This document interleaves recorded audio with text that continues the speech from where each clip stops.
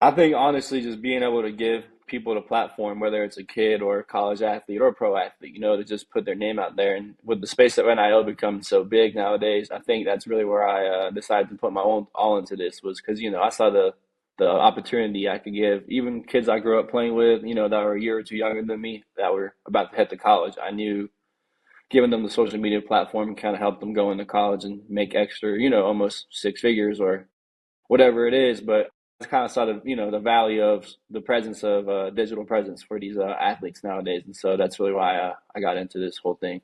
Yeah. Do you find that, that the importance of getting to know the athletes or to be around them, to be able to be able to understand how to get the best out of when you film them? Like, do you have like different approaches for various athletes?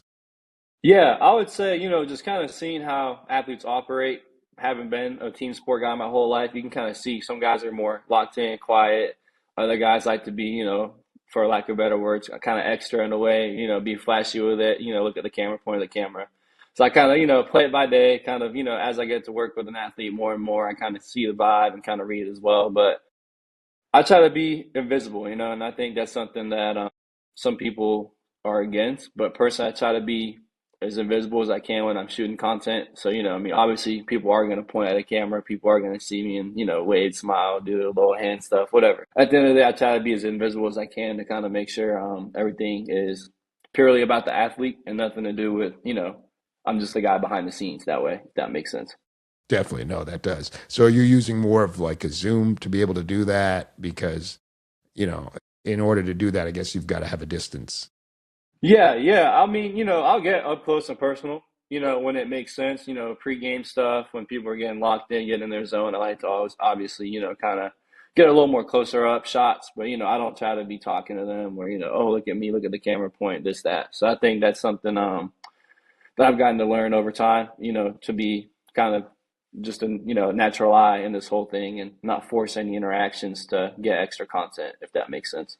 Yeah, no, definitely, definitely. And what do you think makes some, because there are, obviously there are a lot of people who are getting in this business.